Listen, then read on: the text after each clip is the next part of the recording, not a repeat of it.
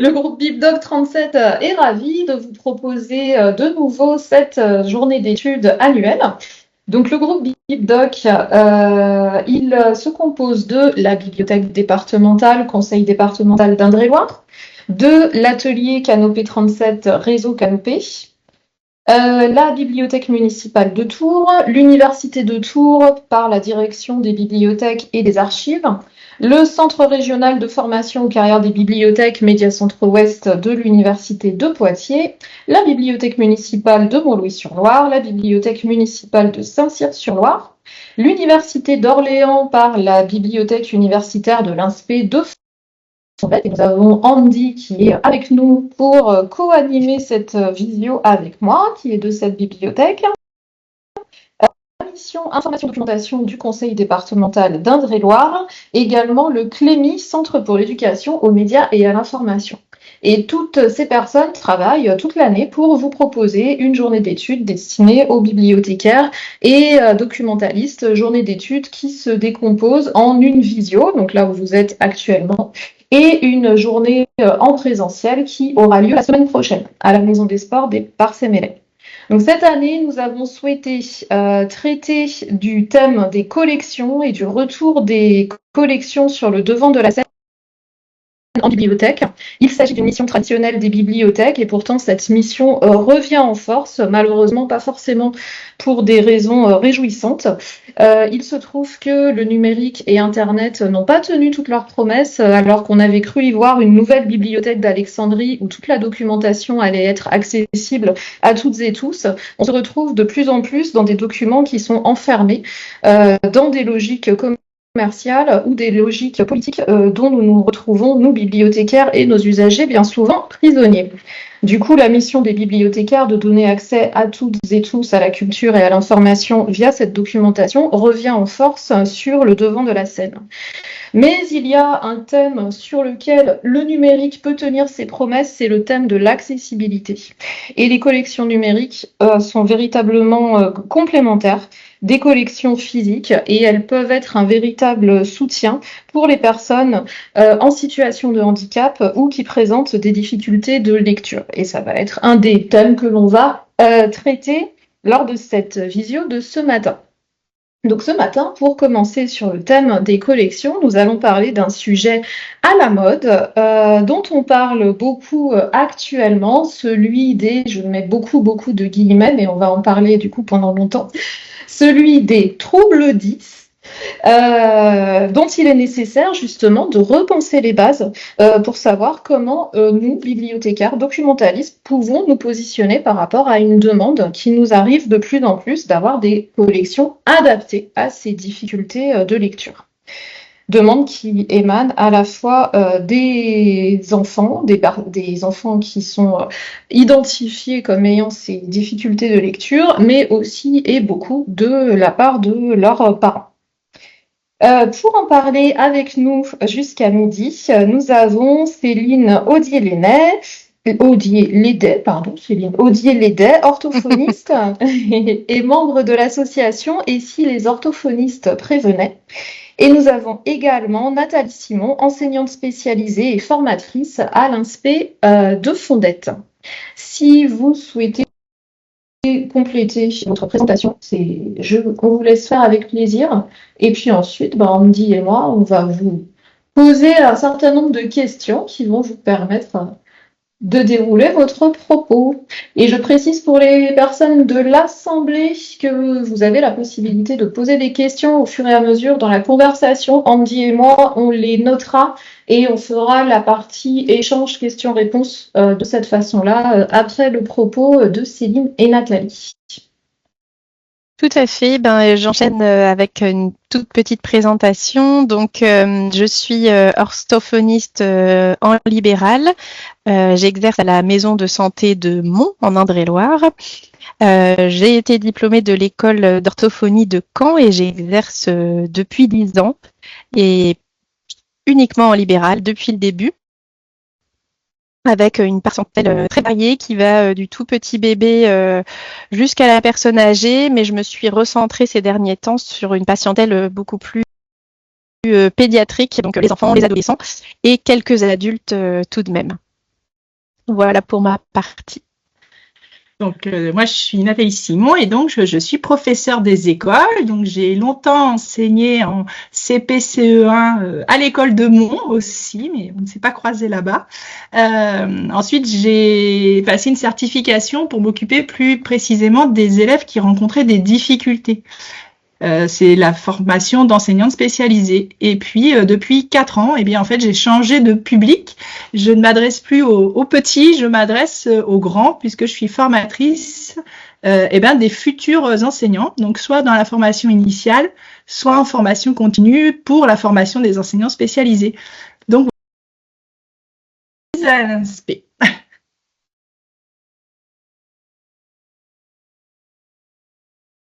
Merci beaucoup d'être avec nous. Je suis en train de me battre avec le partage de votre PowerPoint. Du coup, Andy, est-ce que je te laisse poser la première question?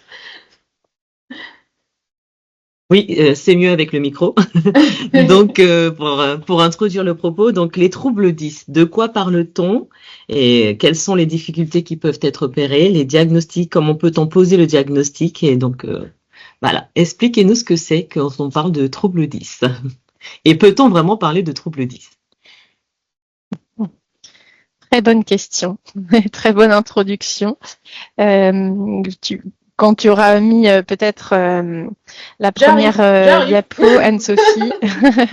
Donc effectivement, dans le langage courant, on parle beaucoup des troubles 10 en général, mais il en existe plusieurs, 10 quelque chose.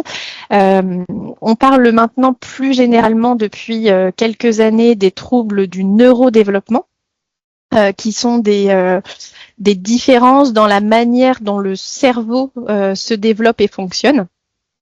Ce sont des difficultés qui peuvent apparaître dès l'enfance, qui sont liées donc au développement du cerveau. On naît avec, de la même façon que l'on peut naître avec une myopie ou une hypermétropie finalement. On n'en guérit pas, mais on peut bien sûr la soigner dans le sens apporter du soin, c'est-à-dire accompagner, atténuer, compenser, mais en tous les cas, nous en tout cas dans les comptes rendus que l'on rédige, on ne parle plus à proprement parler de ces troubles 10.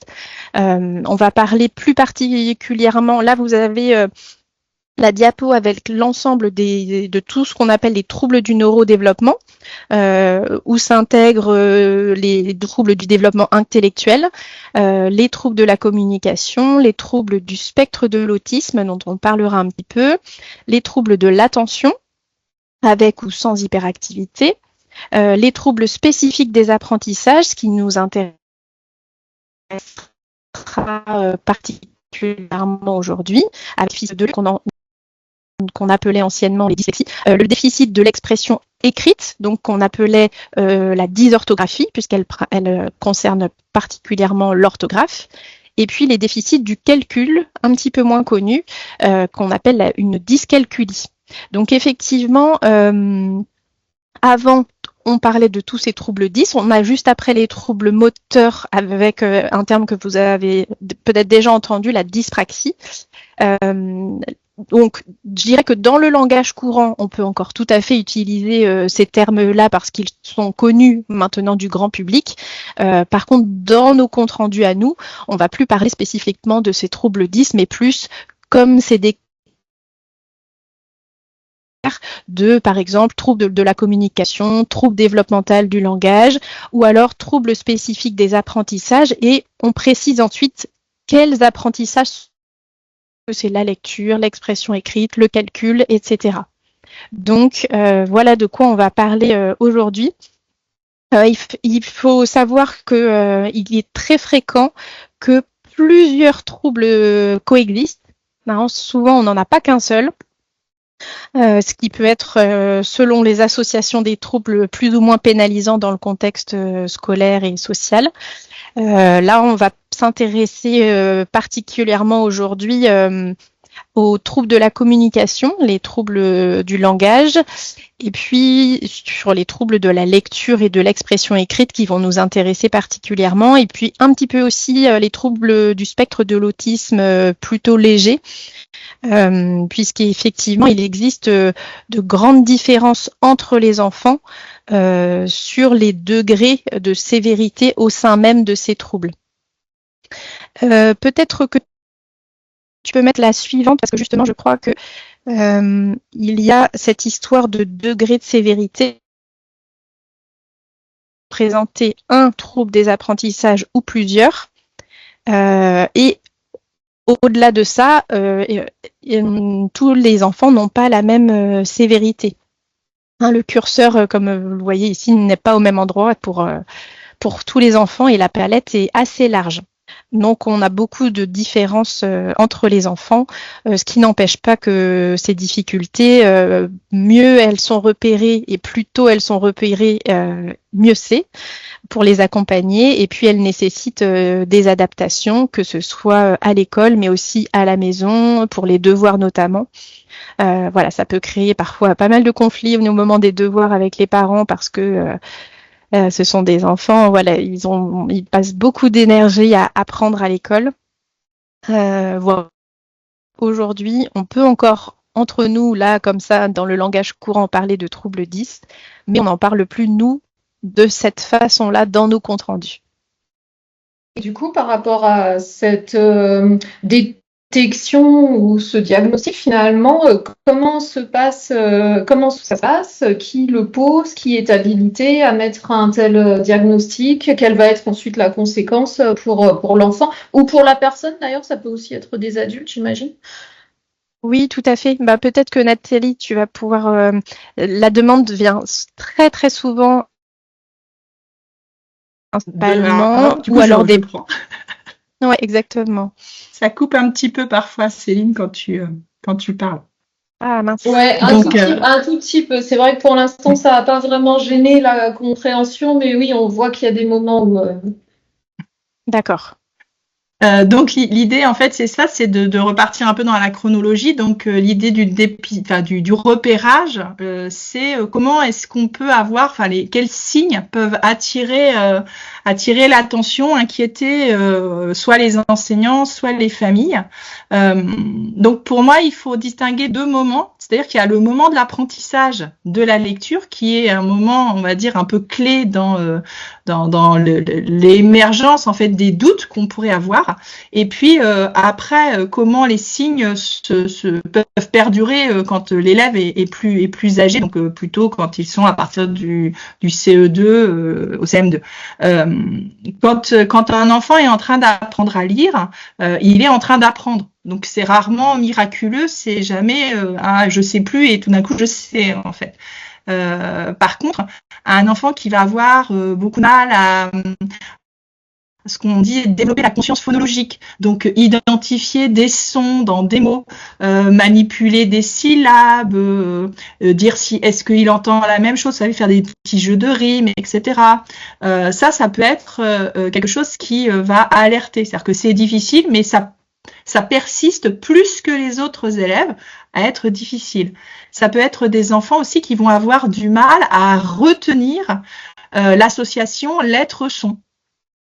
Il l'apprend en même temps que les autres, mais on a l'impression qu'il va l'oublier ou ça devient très compliqué pour lui. Et du coup, on va l'entendre quand il va être en train de lire à voix haute. Donc, pour décoder, on va avoir quelque chose de très haché, d'hésitant, avec des confusions, des inversions. Et puis, on va le voir aussi quand il écrit, quand il encode. Donc là, c'est de la même façon, on va voir, il va manquer des morceaux dans les mots, ou alors les lettres vont être mélangées. Et puis, il y a aussi des enfants où finalement, on a l'impression en tout cas, souvent les parents ou même les maîtresses ont l'impression qu'il est en train d'apprendre à lire, mais de temps en temps, on se dit « Ah, mais il lit pas, il devine », notamment à la fin des phrases, etc. Et ça peut être aussi des petits éléments qui nous alertent parce qu'on se dit « Mais en fait, est-ce qu'il ne fait pas jouer plus sa mémoire ?» Parce que quand on est en train d'apprendre à lire en classe, on va beaucoup répéter les mots qui sont décodés, les phrases. Et il y a des enfants qui vont beaucoup s'appuyer justement sur ce qu'ils ont entendu dans la journée pour le soir, au moment de la page de lecture, on peut avoir des enfants qui regardent un peu en l'air et annonnent les phrases qu'ils sont censés relire. Donc ça, c'est des petits indices où on peut se dire, alors la difficulté, c'est à quel moment on s'alerte. C'est-à-dire que quand on fait un apprentissage, on a du temps, on doit prendre ce temps. Mais à quel moment est-ce qu'on se dit, ah là, quand même, ça prend beaucoup de temps. Ça a l'air de coincer. Donc là, en général, effectivement, c'est à ce moment-là les enseignants ou les familles qui viennent voir l'enseignant en disant, ah quand même, le soir, c'est vraiment galère, j'ai l'impression qu'il se rappelle plus. Donc voilà, ça c'est des signes. Et puis chez les plus grands, voilà, il y a plusieurs moments où on peut se dire, tiens, ça a l'air d'être compliqué pour lui. Donc par exemple, quand on l'écoute lire, un enfant qui va lire lentement, qui va faire des hésitations, de la même façon, des erreurs de décodage, qui va buter sur des mots qui sont peu fréquents, où on a nécessité en fait de décoder, c'est-à-dire de faire syllabe par syllabe, parce que ce mot-là, on le connaît pas. Et donc là, on peut se dire, tiens, ça c'est un peu difficile pour lui. Quand il lit tout seul, il y a des difficultés de compréhension qui apparaissent, c'est lent, même sur des exercices, pas forcément de lecture, mais des exercices où on a besoin de lire pour faire l'exercice, ils vont être plus lents à faire aussi. Et puis quand on regarde leurs écrits, on va retrouver ces erreurs d'encodage, c'est-à-dire de transcription des sons en lettres. Et puis, d'un point de vue comportemental, chez les plus grands, ce qui peut alerter, c'est ce qu'on appelle les comportements d'évitement. Ils n'aiment pas ça, souvent parce que c'est compliqué pour eux, c'est difficile. Et donc, c'est un enfant qui va mettre du temps, peut-être à lire, du temps à faire son exercice. Donc ça, on va dire que c'est de l'évitement qui passe plus ou moins inaperçu. Parfois, il y a une opposition franche des élèves qui refusent d'écrire, qui vont refuser de lire. Et tout ça, en fait, c'est vraiment des signes qu'il faut prendre comme étant des signes qui reflètent leur anxiété, la difficulté qu'ils ont à réaliser les tâches qu'on leur demande. Et finalement, il y a aussi parfois une part de culpabilité. Pourquoi est-ce que moi j'y arrive pas alors que les autres y arrivent? Parce que plus, on va dire, la classe d'âge avance, plus ça devient automatisé chez la majorité des élèves, et plus les enfants qui sont en difficulté, se sentent un peu à la traîne en fait. Et là, ce qui est très important, c'est justement la relation d'accompagnement que les enseignants doivent mettre en place pour éviter tous ces phénomènes d'évitement, de dévalorisation par rapport à cette difficulté. Donc, ce qui est important, c'est ça, c'est de se dire, tous ces signes-là, ils veulent pas forcément dire qu'il y a un trouble du neurodéveloppement, qu'il y a une DIS, quelque chose.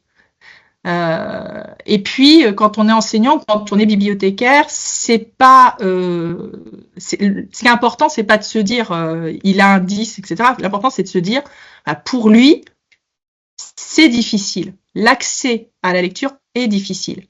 Et quelle qu'en soit la raison, en fait, c'est ça ce qu'il faut prendre en compte. Donc, c'est pour ça que quand on avait discuté, échangé avec Anne-Sophie et Andy sur la thématique, oui, trouble 10, mais c'est toutes les difficultés d'accès à l'écrit que vous devez absolument bien comprendre et accompagner. Et c'est pour ça en fait qu'on parle d'accessibilité beaucoup. C'est pas l'accessibilité physique pour attraper les livres dans les rayons, c'est vraiment l'accessibilité au message écrit que les livres portent. Donc voilà, donc ce mot-là, vous allez l'entendre beaucoup. Et là où je te rejoins, c'est que c'est même parfois difficile pour nous de faire la part entre un vrai trouble de la lecture et un faible lecteur, par exemple. Un faible lecteur qui a été peu exposé à la lecture, qui a peu d'expérience de lecture à la maison, et donc ça met un peu plus de temps que les autres à se mettre en place. Chaque enfant a son rythme d'apprentissage aussi, et c'est pour ça que là, à la fin de la petite flèche, vous voyez, soit on pose le diagnostic en première intention, ou alors on se laisse du temps, car on entame un suivi avec soit de l'aide pédagogique à l'école, soit un suivi orthophonique ou les deux. Et parfois on se laisse du temps avant de refaire un bilan d'évolution pour là statuer sur est-ce qu'on est dans le trouble des apprentissages ou pas? Est-ce que ça évolue favorablement? Et ce trouble, en fait, ce qu'il faut bien comprendre, c'est que le mot trouble, il est référé à un diagnostic médical. Donc, en fait, c'est pour ça que l'enseignant va dire aux parents, bah, écoutez, vous devriez en parler à votre médecin traitant, parce que peut-être que là, il faudrait aller faire un bilan chez un orthophoniste. Voilà, on va alerter comme ça, et après, en fait, le chemin du diagnostic, c'est pas du tout l'enseignant qui va le porter, en fait. L'enseignant, lui, ce qu'il doit porter, c'est comment accompagner la difficulté de l'enfant, quel que soit finalement le diagnostic qui sera posé ou pas de l'autre côté. Exactement. Et le médecin. J'avais une petite question du coup. Ça veut dire aussi que, par exemple, un parent peut tout à fait avoir fait lui-même la propre démarche d'aller voir son médecin traitant, d'avoir fait un bilan orthophoniste et de dire à l'école après, j'ai fait ça. Est-ce que c'est possible d'avoir un suivi à l'école? Ça peut se passer aussi dans ce sens-là sans que l'école soit au courant dès le départ du soin du coup. Oui, mais du coup, on parlera pas de suivi à l'école en fait. C'est autre chose. Le mot suivi est vraiment très référé au domaine médical ou orthophonique en fait. C'est ça. Et le médecin, lui, va vérifier en premier lieu les entrées sensorielles, c'est-à-dire la vue. Il peut demander, parce que parfois on a des surprises, hein, l'enfant n'a jamais vu un ophtalmo à 6 ou 7 ans, c'est la première des choses à vérifier quand même. Parfois il y a la nécessité d'un bilan orthoptique pour voir si les yeux se déplacent correctement sur les lignes, est-ce que les yeux font les bonnes saccades tout le long des mots sur une ligne. Ça peut être aussi des bilans auditifs sur des enfants qui ont des otites à répétition, qui n'entendent pas très bien à cause de ça. Donc il y a aussi des choses médicales et au niveau des sens à vérifier avant de penser à un problème de neurodéveloppemental. En tout cas, quand il y a vraiment un doute qui persiste, pour un bilan orthophonique. Si ça concerne des difficultés de motricité, ça peut être aussi un bilan psychomoteur, en ergothérapie. Si on a des doutes sur le fonctionnement cognitif de l'enfant ou qu'on veut avoir des précisions, ça peut être aussi un bilan neuropsychologique. Ce qu'il faut savoir par contre, c'est que il y a seulement le bilan orthophonique et orthoptique qui sont remboursés par la sécurité sociale. Les autres bilans sont à la charge des parents. Il y a quelques systèmes qui permettent maintenant d'obtenir certains. Mais nous, on a la chance d'avoir encore des soins qui sont remboursés pour toutes les familles. Oui, il y a quelques mutuelles qui commencent à rembourser, mais c'est pareil, c'est sur des forfaits pour la psychomotricité notamment. Tout à fait. Peut-être qu'il faut se dire aussi que c'est un diagnostic qui est clinique, c'est un bilan qui repose sur des observations, un bilan normé, soit par l'orthophonie, et puis on le croise avec le bilan psychométrique peut-être du psychologue, mais on peut pas faire une prise de sang qui atteste que... Complètement. Ah oui, effectivement, il faut peut-être préciser ça. Il n'y a pas effectivement d'éléments biologiques. Effectivement, un bilan orthophonique, nous on bloque entre 1h30 et 3 heures de temps selon les bilans. On écoute longuement l'histoire de l'enfant et comment se sont passés tous ces apprentissages antérieurs aussi. Tous les types d'apprentissage nous intéressent pour savoir aussi comment fonctionne la mémoire, comment fonctionne l'enfant, ce qui l'intéresse. Et puis à partir de là, on a cette... Une fois qu'on a ces informations, on passe à une évaluation normée. Donc, ce sont des tests qui ont été passés par des centaines d'enfants et donc on a des normes par classe d'âge. Et on regarde, si c'est concernant le langage, on regarde les différentes composantes du langage. Si c'est en langage écrit, on regarde comment se met en place le déchiffrage, le décodage des mots, la fluidité, comment lit l'enfant, est-ce qu'il y a une pénibilité particulière, est-ce qu'il fatigue au fur et à mesure de sa lecture. Et ce sont l'ensemble des résultats plus tout le recueil d'informations auparavant pour le diagnostic. Comme je vous disais, parfois en première intention, parfois on commence à faire de l'aide, au moins 6 mois d'aide, avec un suivi qui est souvent hebdomadaire. Et puis ensuite, au bout de 6 mois, si on a un doute et qu'on n'a pas pu statuer en première intention, on propose à ce moment-là ou parfois c'est au bout d'une année scolaire, et c'est lors de ce bilan d'évolution que là on peut vraiment statuer est-ce qu'on est dans le champ d'un trouble des apprentissages ou pas. Voilà, il y a cette notion de résistance en fait. Il y a la notion de résistance, ça résiste à un accompagnement un peu plus poussé que l'apprentissage au sein de la classe en fait. C'est tout à fait ça. Il y a la notion de durabilité dans le sens où s'il y a un trouble, il est là depuis la naissance, mais on s'en aperçoit au cours de cet apprentissage. Et donc il y a cette histoire de durabilité dans le temps, ça ne disparaît pas comme ça. Et puis il y a cet effet, effectivement, comme tu disais, de persistance en fait. Donc finalement, c'est très long de poser un vrai diagnostic parce que souvent on a des parents qui sont assez pressés que le diagnostic soit posé, puisque il y a aussi l'angoisse du fait que l'enfant n'arrive pas à suivre à l'école et que donc il souhaiterait qu'il y ait des choses qui soient mises en place pour lui permettre d'être au même niveau que tout le monde. Mais au final, comme c'est un vrai diagnostic médical qui est complexe à définir, ça prend forcément plusieurs mois avant d'être véritablement posé. D'autant qu'on a une réelle problématique d'accès aux soins, puisque les soins en orthophonie la demande, elle est importante et n'a pas été anticipée au niveau des numerus clausus des écoles d'orthophonie. Donc, on est largement inférieur par rapport au volume.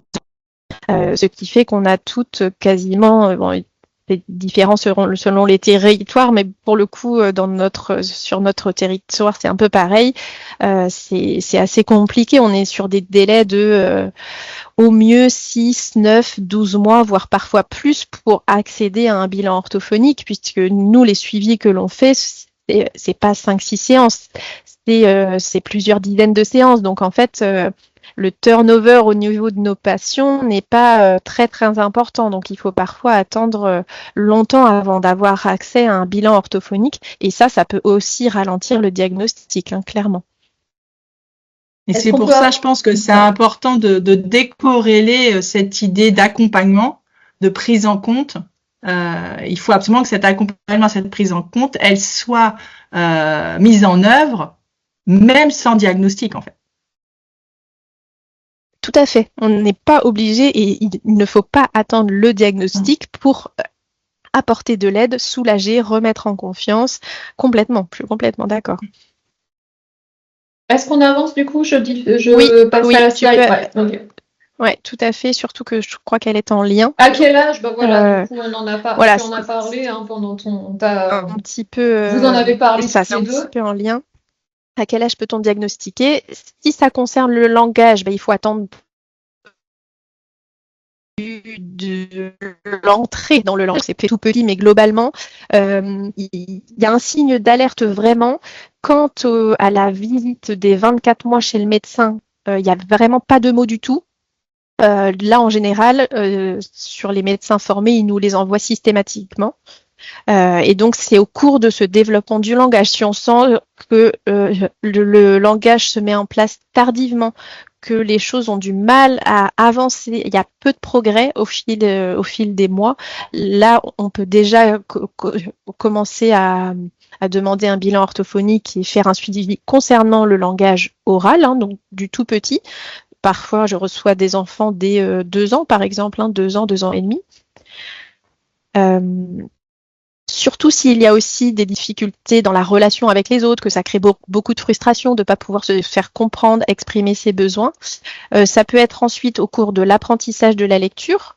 Là, on peut avoir, comme disait Nathalie, déjà des petits signes en grande section sur la conscience phonologique, écouter les sons dans les mots, reconnaître des lettres. On peut avoir des petites suspicions, mais voilà, on s'en alerte pas encore complètement. Et donc, c'est vraiment au cours de l'apprentissage de la lecture, entre 6 et 8 ans globalement, que là, on commence à se poser des questions, on se laisse un petit peu de temps, on voit que ça décolle pas comme on voudrait. Là, ça peut permettre aussi d'enclencher un processus diagnostique. Comme je vous disais tout à l'heure, les troubles, ils sont plus ou moins sévères selon les patients. Donc, en fait, on peut aussi avoir des diagnostics un peu plus tardifs, en fin de primaire et au collège notamment, sur des troubles qui seraient peu sévères.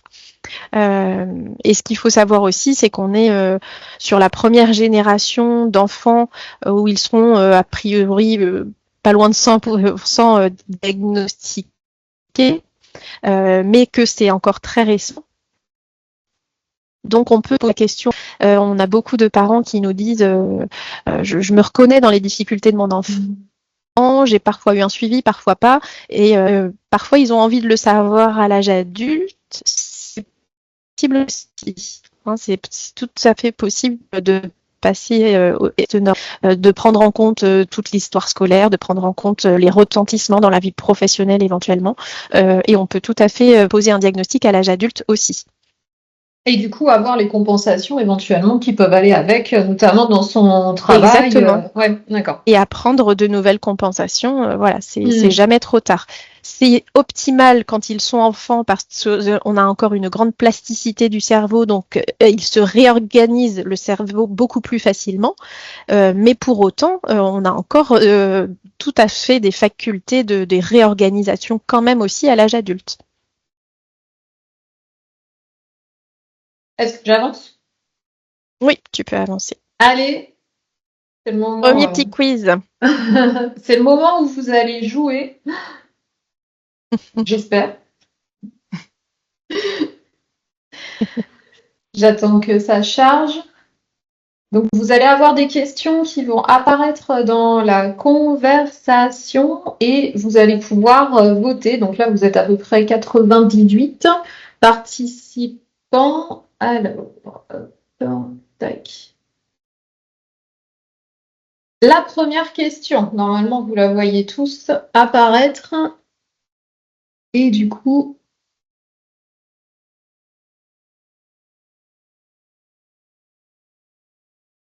alors, vous allez répondre pas un par un, mais sur le petit sondage qu'Anne-Sophie va normalement, vous afficher. voyez le sondage, ouais. Oui, il est visible. Oui. Alors, n'oubliez pas de bien soumettre votre vote pour qu'il soit pris en compte, après avoir sélectionné la réponse. Du coup, on a deux affichages. Il y en a un dans la conversation et un au milieu de l'écran. Je pense que les deux fonctionnent. En fait, celui du milieu, Nathalie, c'est pour que nous, on réponde. Ah, d'accord. Il n'y a que nous qui le voyons, celui du milieu, alors. Chacun voit le sien, en fait. On a 48 réponses, donc à peu près la moitié. Vous voyez les résultats? Oui. 51. Tout à fait. Ouais.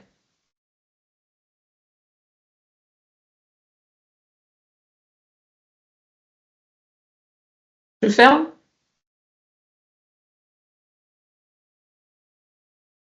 Quand il y a une réponse, ça n'évolue plus, voilà. Ouais. J'ai l'impression qu'il y a quelques personnes qui n'y arrivent pas dans la conversation, qui ont des soucis pour voter. Gardez votre réponse en tête et puis vous saurez après si vous avez eu juste ou faux.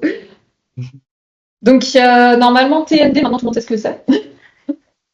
Voilà, j'ai remis TND, ce sont les troubles du neurodéveloppement au sens large, qui intègrent différentes difficultés, que ce soit en langage, en lecture, en écriture, en mathématiques, etc.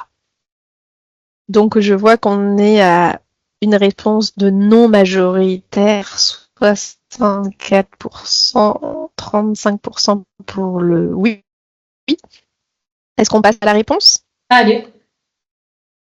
Tu peux mettre la diapo suivante. Ouais, normalement c'est bon. Alors d'abord, une petite précision sur la prévalence totale. Donc là, vous avez à peu près les pourcentages. Ouh là là, Céline, là t'es vraiment partie. Au global, on est en... Ta caméra pour voir si ça passe mieux pour au moins qu'on entende. D'accord. Ok. Hop, je coupe ma caméra. Ok, parfait. Donc, d'abord, un petit mot sur la prévalence totale par trouble.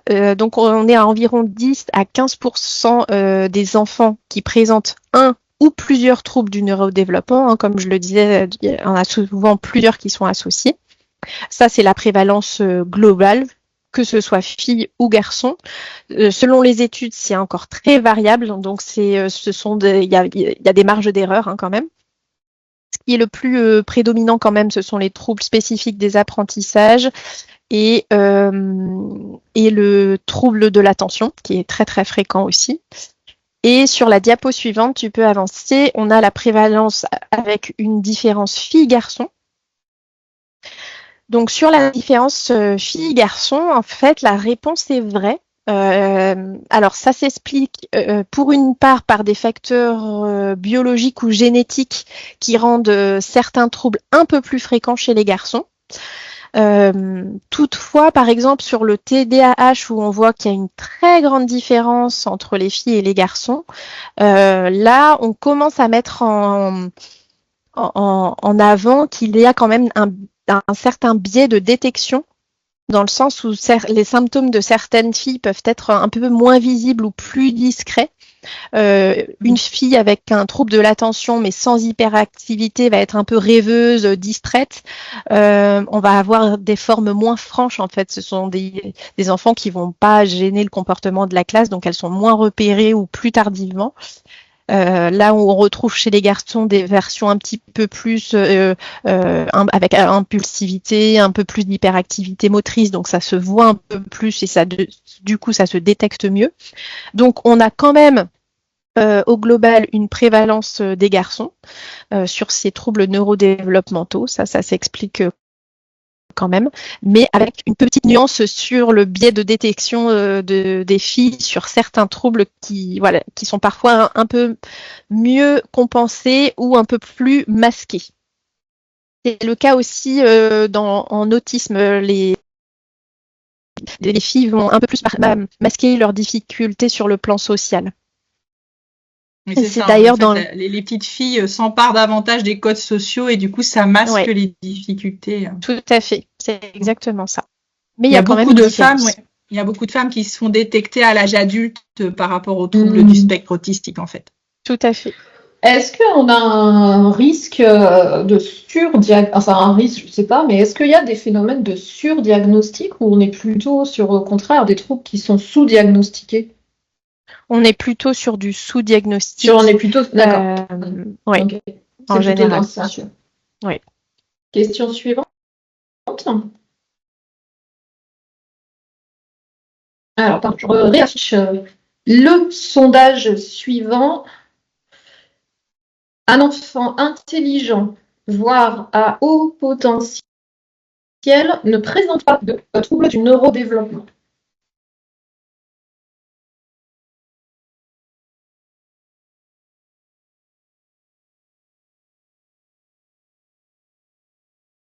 Là, je pense que ça devrait...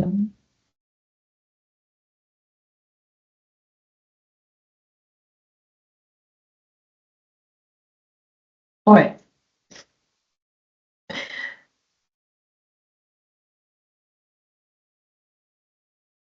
Donc, on est sur du faux à 93%. Oui, je pense qu'il n'y a pas trop de mystère. Oui. C'est ça, tu peux avancer, effectivement.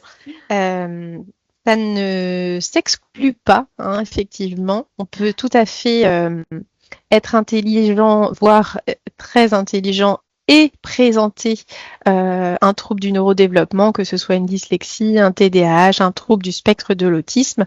En revanche, on peut, ce qui compte aussi une fois qu'on a ce trouble-là, c'est la compensation qu'on va en faire. Et là, effectivement, c'est pareil, hein, les stratégies de compensation, elles ne sont pas égales pour tous, selon à la fois le caractère de l'enfant, son tempérament, ses capacités cognitives, mais aussi la façon dont il est entouré.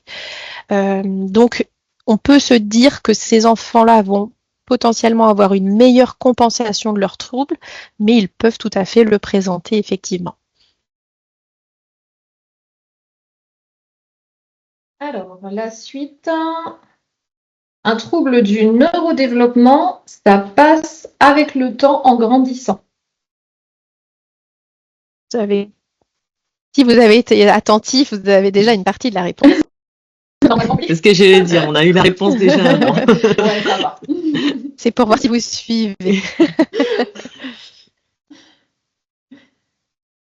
Donc on est à 97% de 80, c'est plus, ça se nuance avec le temps.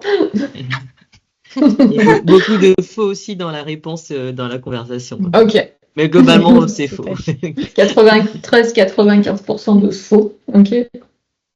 Donc tu peux avancer. Yes. Là, effectivement, les TND ne disparaissent pas avec le temps, même si l'enfant peut progresser et progresse toujours grâce à l'accompagnement. On voit bien sur ce petit schéma là, d'ailleurs il y a un moment donné où l'écart il est assez faible. Donc en gris on a plutôt l'évolution d'un enfant sans difficulté particulière et en rouge celle de l'évolution de l'enfant avec un trouble. On voit bien qu'en fait au départ ça se voit pas parce que c'est assez proche au tout début du développement. C'est vraiment quand les apprentissages commencent en maternelle et plutôt en primaire que le décalage commence à se constituer. Il y a un moment donné où le décalage il est pas très grand, sauf qu'au fur et à mesure que les apprentissages se complexifient, là, en général, l'écart se creuse un petit peu plus.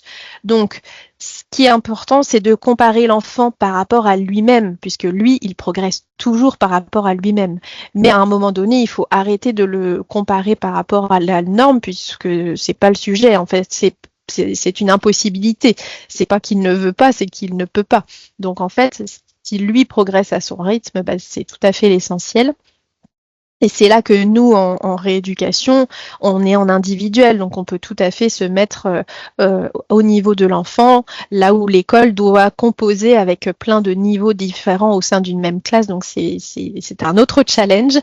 Et comme je vous le disais tout à l'heure, ce qui compte aussi beaucoup, c'est la façon dont ce trouble est vécu et accompagné. Ça, je le vois vraiment selon l'état d'esprit des familles, selon le temps qu'elles ont à consacrer à aider leur enfant. Il y a l'image qu'en a l'enfant, tout simplement. Je vois des enfants qui ont un tempérament très déterminé, très persévérant, qui s'arrêtent pas à la première difficulté et du coup, ils persévèrent, ils avancent énormément. D'autres qui vont être plus parfois un petit peu abattus au début, de comprendre qu'ils sont tout à fait comme les autres et puis après qui se font à cette idée-là et qui avancent quand même. Mais voilà, on ne peut pas prévoir à l'avance à la fois comment l'enfant va prendre ça et comment sa famille va prendre ça et comment ce qu'il va être accompagné aussi. Vraiment, le diagnostic, en fait, on ne sait jamais si ça va être positif pour certaines familles et certains enfants. C'est heureuse, enfin, c'est plus comme ah ouf, entre guillemets ouf, il y a quelque chose qui l'explique, c'est pas de ma faute, je comprends et ça va aller maintenant. Et pour d'autres, c'est plutôt reçu comme quelque chose de très négatif et c'est l'effondrement. Parfois, on entend des choses sur l'avenir professionnel. Il pourra pas faire vétérinaire ou des choses. C'est ça. Parfois, il y a des projections deuil, sur. là. Tout à fait, même si la plupart du temps, moi ce que je constate, c'est que même si c'est dur sur le moment, avec un petit peu de temps après, souvent ils me disent que ça les soulage de comprendre et de savoir en fait, pour pouvoir mettre en marche ce qu'il faut pour aider leur enfant.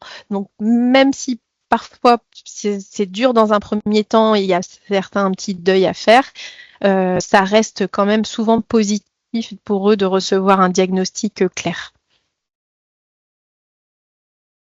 Je passe à la question suivante. Oui. Il y a plus de troubles du neurodéveloppement à notre époque qu'auparavant. Avant, on n'en faisait pas tout un son.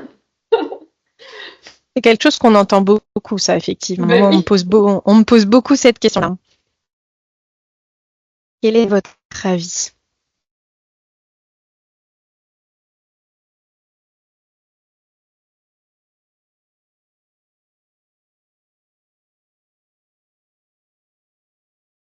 Ouais, on se rapproche des 90% de non. Ouais. Je trouvais que dans la conversation, c'était plus équilibré. Ah, c'est plus nuancé dans la conversation. Ça dépend comment on l'entend, parce que si on l'entend par le nom de diagnostic, là, effectivement, c'est ce qu'on a dit tout à l'heure. Oui, c'est vrai aussi. Oui, tout à fait. Ok. C'est quand même plus de non quand même dans la conversation. Ouais. C'est vrai qu'il y a quelques oui, mais c'est majoritairement. Tu peux aller à la suite. Alors, c'est plutôt faux. C'est-à-dire que globalement, cette impression qu'il y en a plus, c'est parce qu'il y a une meilleure détection de tous ces troubles-là. Les explications, c'est qu'on a à la fois des professionnels mieux formés, des outils de dépistage qui sont plus utilisés avec des bilans plus précis, même pour nous. Les bilans que mes collègues plus âgés me montrent, voilà, on avait des bilans très, voilà, avec peu de normes, peu de précision finalement. Là, ceux qu'on a maintenant depuis 10-15 ans sont clairement beaucoup plus précis, avec des étalonnages beaucoup plus fiables. On a des familles qui sont mieux informées aussi, qui consultent plus vite. Et puis, on parlait tout à l'heure des femmes et des filles. Globalement, même s'il y a encore un décalage, elles sont aussi mieux diagnostiquées. Donc, ça augmente aussi le pourcentage de diagnostic. Dans certaines études, mais il n'y a rien de... Il n'y a rien de bien, c'est difficile à prouver de toute façon. Il y a certaines études qui parlent quand même d'une légère augmentation à cause de certains risques environnementaux. On serait a priori plus exposé à certaines pollutions, à certains pesticides, des perturbateurs endocriniens, et puis aussi des facteurs, enfin, on va dire de nature, c'est-à-dire comme les naissances prématurées qui sont un petit peu plus fréquentes et qui, elles aussi, peuvent avoir un impact sur le développement du cerveau. Donc, il peut y avoir une légère augmentation à cause de ces facteurs-là, mais globalement, pourquoi il y a plus de demandes et plus de suivi, c'est parce qu'il y a une meilleure détection. Et puis, il y a une dernière question, je crois qu'on avait mise. Ah, zut, non, je ne l'ai pas. Après, moi, tu as pas la... moi, je l'ai. Attends. Les sur l'hérédité. Sont héréditaires. Attends, je vais essayer. Ah, zut, je ne l'ai pas. Désolée, je l'ai pas. Ah, ben, on l'a fait sans sondage. Ouais, sans sondage. Ah, ben, tu vois, je l'avais mise. Je peux la mettre, je peux partager le mien si tu veux. Là, voilà, j'ai la diapo, mais j'ai pas le sondage. Ouais, les troubles neurodéveloppement, c'est héréditaire. Ouais. Donc, faut dire dans la conversation, là. Ouais. Oui, dans la conversation, ouais, effectivement.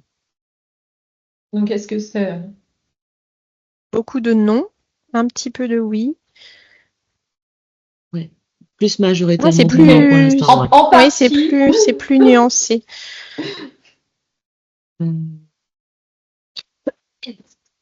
Beaucoup de non, quelques oui, je dirais. Un gros non. Oui.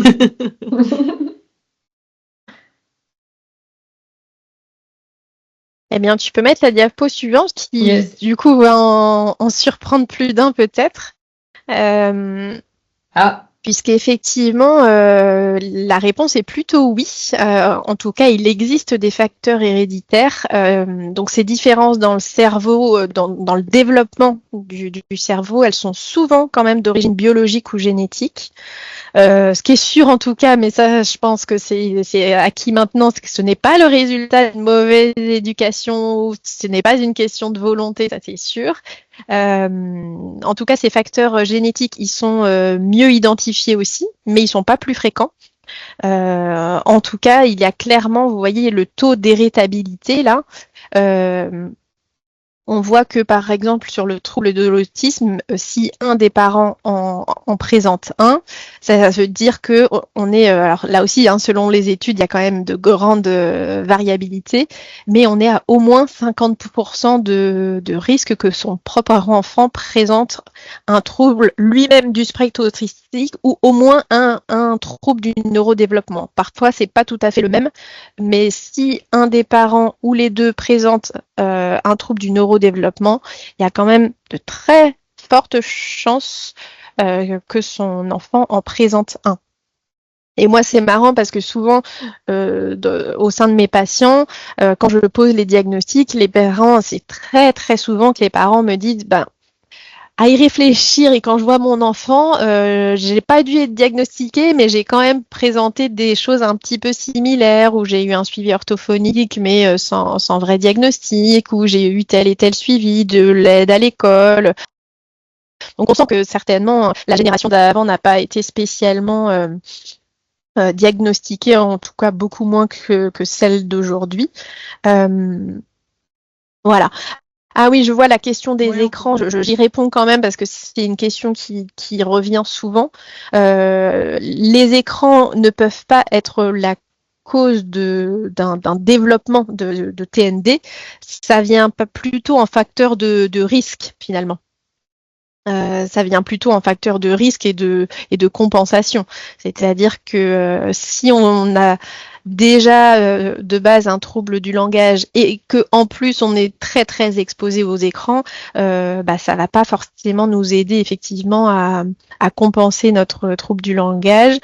Il y a plein d'études, notamment intéressantes sur le développement du langage de l'enfant, qui montrent que finalement c'est l'utilisation des écrans par ses parents qui freine la communication entre l'enfant et le parent. Parce que ça réduit, c'est ça. Et là, on est sur du retard. Voilà, on n'est pas sur du trouble, mais on est sur du retard d'acquisition. Tout à fait. Et par rapport à l'attention aussi, au trouble déficitaire de l'attention, en fait, les symptômes, les signes par rapport à une hyperconnexion, c'est les mêmes.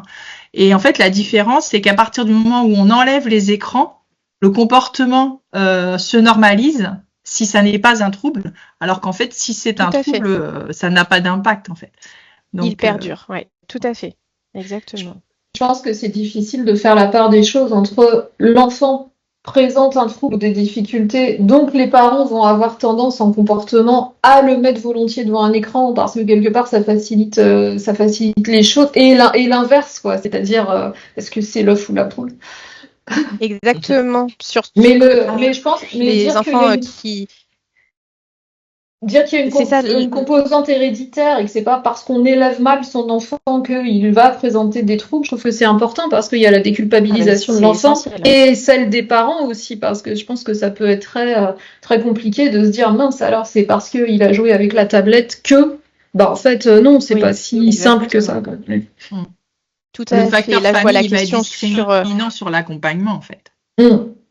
Exactement, et je vois la question sur la dysgraphie. Certains enseignants de maternelle disent qu'effectivement les enfants globalement manipulent moins, donc ils ont les doigts moins musclés pour tenir le crayon notamment. Mais là c'est pareil, il faut faire la part des choses entre le manque d'expérience et une vraie dysgraphie qui a ce diagnostic. Si ça perdure dans le temps, si l'écriture ne se normalise pas, il reste très pénible. Là aussi il y a des chances qu'on soit vraiment dans un vrai trouble 10 de la graphie. Au côté héréditaire, on est dans les troubles neurodéveloppementaux, donc c'est pareil, il y a aussi une part héréditaire. Ça ne veut pas dire que à 100% son enfant va la présenter, mais c'est un risque supplémentaire que son enfant présente lui aussi une dysgraphie. Alors avançons parce qu'effectivement, avec tout ce qu'on a à dire, je vois le temps qui passe. J'avais fait juste une petite vignette sur, je pense que ce qui va vous intéresser le plus en termes de retentissement sur ce que vous pouvez observer en bibliothèque ou auprès de vos élèves, ça va être d'une part le trouble du langage oral.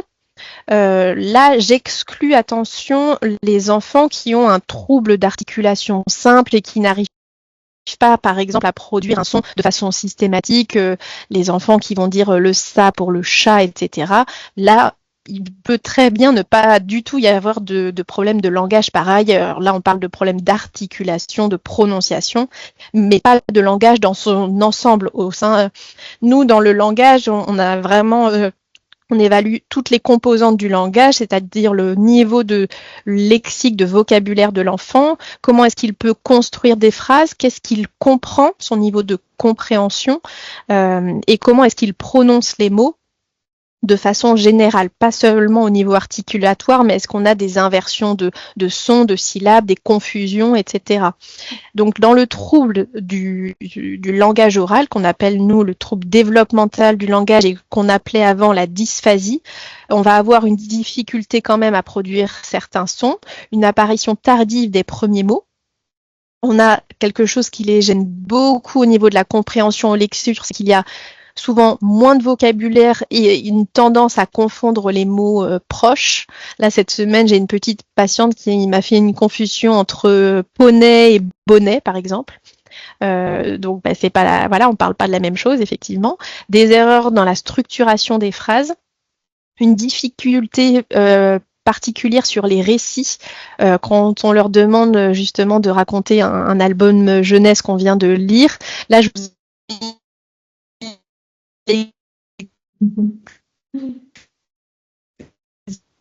Ah, on a perdu complètement Céline. Céline, on ne t'entend plus. Mais je venais de lire le livre Papa Poule.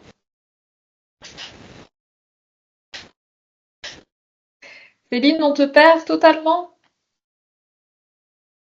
Après, hop, ouais, voilà, j'avance du coup un tout petit peu. Céline, on t'a complètement perdu si tu es avec nous.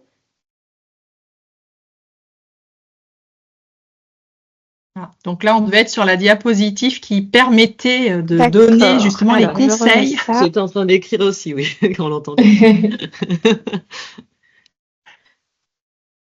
Si tu peux essayer de te connecter sur ton partage de connexion. Ton partage de connexion pour voir si ça passe.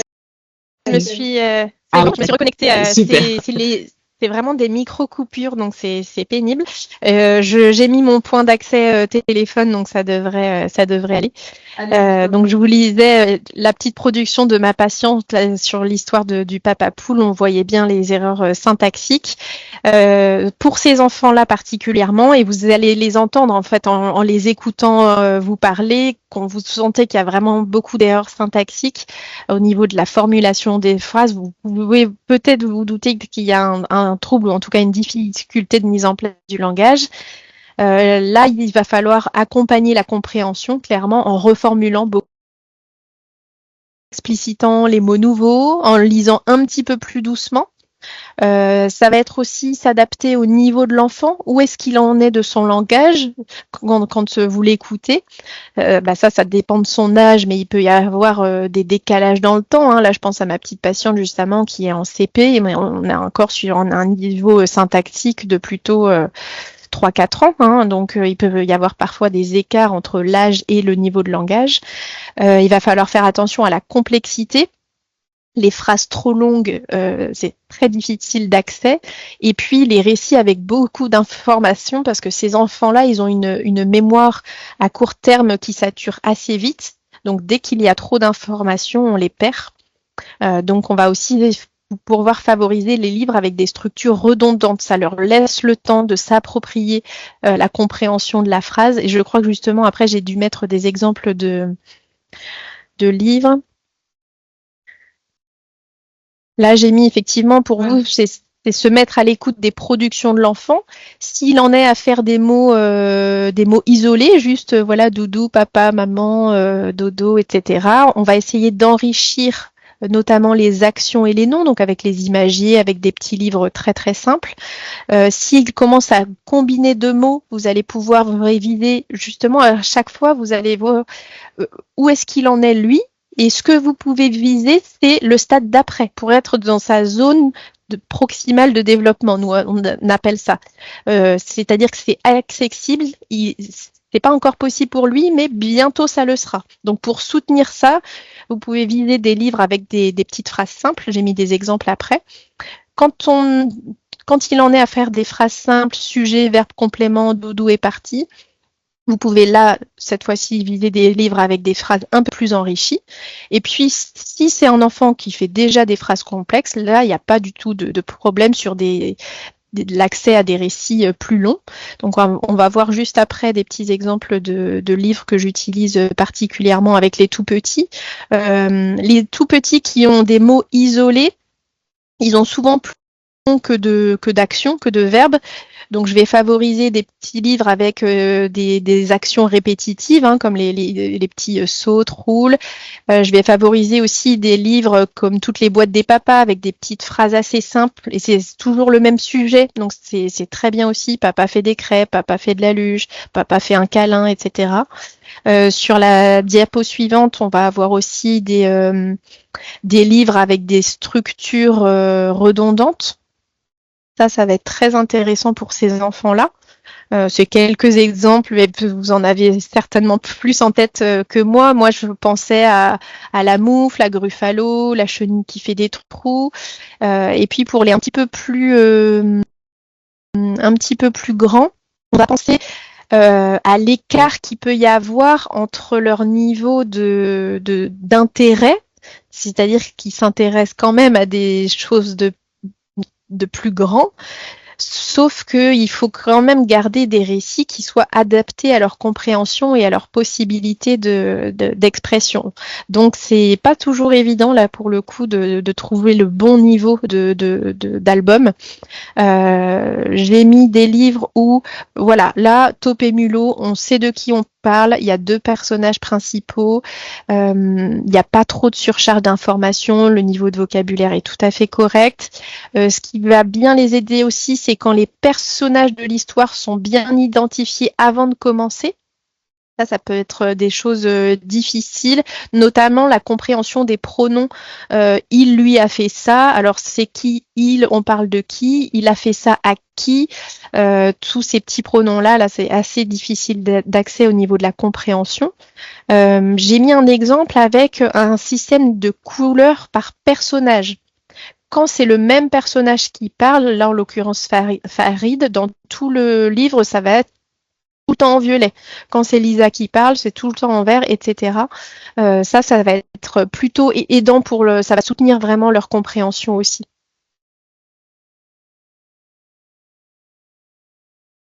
Tu vas pouvoir avancer, Anne-Sophie. Ouais. Le deuxième grand trouble que vous allez pouvoir rencontrer souvent en bibliothèque, s'ils vont jusqu'à la bibliothèque, parce que c'est souvent pas un plaisir de lire, mais parfois on y arrive quand même. C'est tout ce qui est trouble du langage écrit, donc ce qu'on appelle la dyslexie. Donc là, on va avoir particulièrement une difficulté à lire précisément et rapidement, donc à comprendre ce qui est lu. Mais là, ce qu'il faut bien comprendre, c'est que les difficultés de compréhension, elles sont dues au déchiffrage qui n'est pas précis. Alors que dans d'autres profils, comme on vient de voir avant, par exemple les troubles du langage oral, certains enfants qui présentent un trouble du langage oral ne vont pas présenter de difficulté de déchiffrage, ils vont déchiffrer correctement en lecture, mais ils ne vont pas forcément comprendre ce qu'ils ont lu. Là, chez un enfant dyslexique, la difficulté de compréhension, elle est due vraiment à la difficulté de déchiffrage. Ils vont lire un mot pour un autre, faire des confusions de sons, faire des inversions, lire cra pour car, etc. On va avoir une difficulté à retenir l'orthographe des mots, à appliquer les règles grammaticales. La copie aussi va être difficile. Et globalement, on a une grande fatigabilité. Les parents le disent très bien le soir. Ils ont tout donné au sein de la journée à l'école. De se remettre au devoir le soir, c'est très très difficile et ça peut être assez conflictuel parfois. Et la fatigabilité, elle peut se sentir aussi au fur et à mesure de la lecture chez certains. On sent que chez certains, au bout d'une page, déjà, on sent qu'il y a beaucoup plus d'erreurs, c'est beaucoup plus difficile. Là, j'ai mis un petit exemple d'écrit un peu dysorthographique. Et puis, pour savoir ce qui va aider ces enfants-là, on vous propose de nouveau un petit quiz sur quelques mises en page. Voilà, donc là maintenant vous allez avoir 2 images à chaque fois et il va falloir choisir laquelle est la plus accessible. Donc, Hop, j'espère que vous voyez bien et je lance un. Alors, On précise, c'est pour un élève dyslexique, là, en l'occurrence. Oui. Ah oui. Donc, trouble du langage écrit.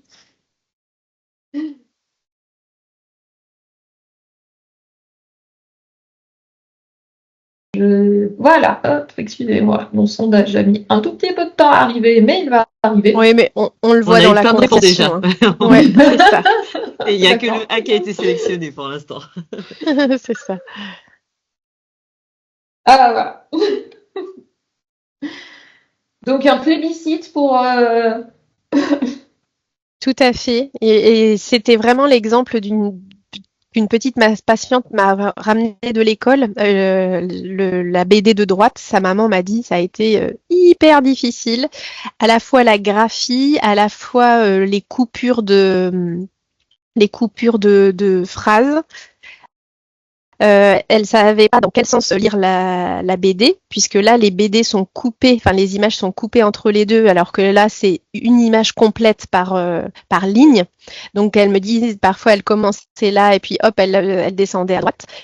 Et oui, ça existe et ça a été distribué à l'école il n'y a pas plus tard qu'il y a 2 semaines. Hein, donc, effectivement, là, la maman m'a dit, bah, c'est moi qui lui ai complètement lu, hein, parce que c'était très, très difficile l'accès pour elle. Donc vous avez l'œil déjà attentif. Il existe, c'est très très fréquent des bandes, enfin les BD avec des graphies comme ça en fait. Hein, c'est pas du tout, complètement. C'est très très fréquent. Et il y a même maintenant des livres jeunesse où aussi on va retrouver des mots qui sont écrits dans des graphies originales. C'est ça, original. En fait, il suffit de lire un manga quand on n'est pas habitué pour se retrouver en situation de handicap, hein, parce que en fait, changer le sens de lecture, même le sens de lecture des images, c'est pas facile. Enfin, c'est pas du tout facile. Il faut une certaine flexibilité pour s'habituer. Du cerveau, ouais, c'est ça. Alors là, un exemple de documentaire maintenant.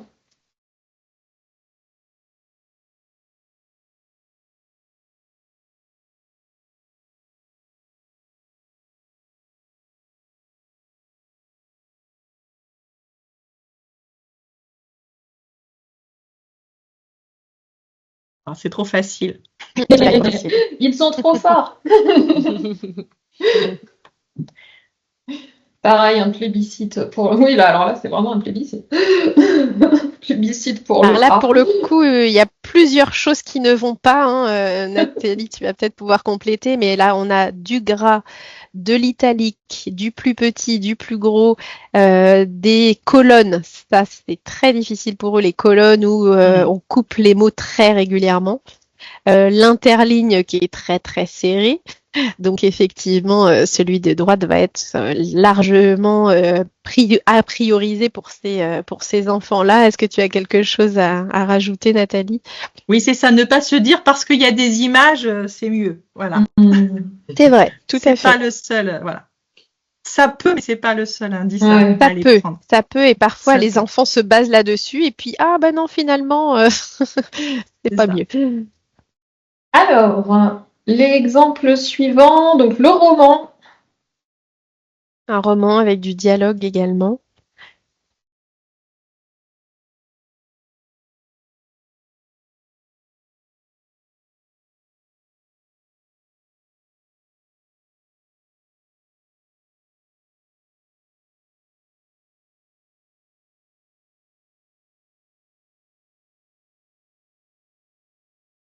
Un plébiscite du B dans la conversation. Voilà, on approche tout à fait.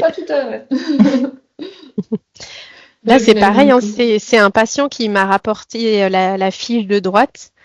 C'est pareil, sa maman m'a dit ça a été l'horreur en fait. De gauche, tu veux dire là? De gauche, pardon.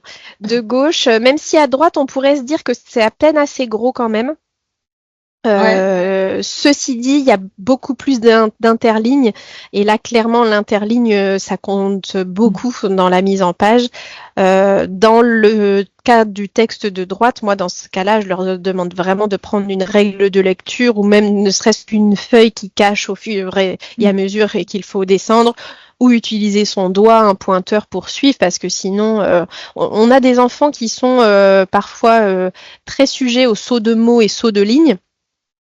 Et souvent, avant la fin du primaire, CM1, CM2, ils se rendent pas forcément compte que ce qu'ils lisent n'a pas de sens. Donc, ils vont pas forcément se rendre compte seuls qu'ils ont sauté une ligne. Ils vont continuer, même si ça n'a plus de sens.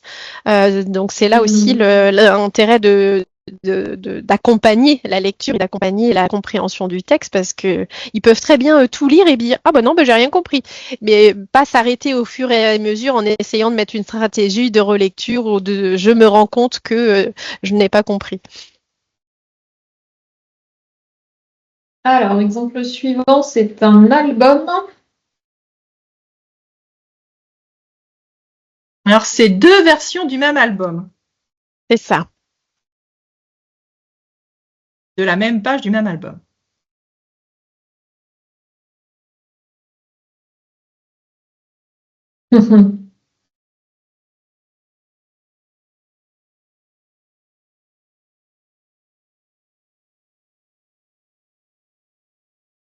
Alors, il y a quand même une Ah, ouais, ça se... Il y a beaucoup de A dans la conversation, même si B est plus Beaucoup de choisi A dans la le conversation. sondage. Ok. Ouais. Ouais, parce que là, dans le sondage, on a une grosse majorité quand même pour le B. Ah, ça revient à une majorité maintenant pour le B, ouais, d'accord. J'allais parler trop vite. Alors? Je te laisse répondre, Nathalie. Bon, alors effectivement, on va dire on est sur 2 versions parce qu'on est chez un éditeur qui a produit une version spéciale dyslexie, puisque c'était le thème aussi, les collections spéciales. Donc l'extrait B est issu de cette collection spéciale.